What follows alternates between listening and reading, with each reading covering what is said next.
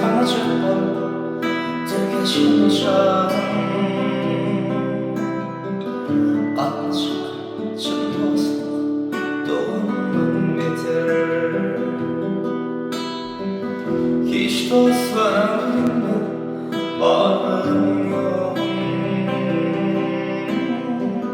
İlk içimde olsa aşağıdan bitir Sen o yüzden ağlarmayı düşünme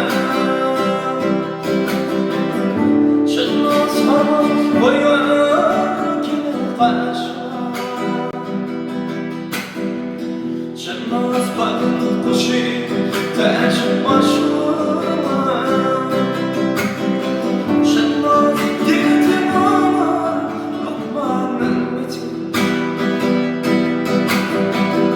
Yavaş olur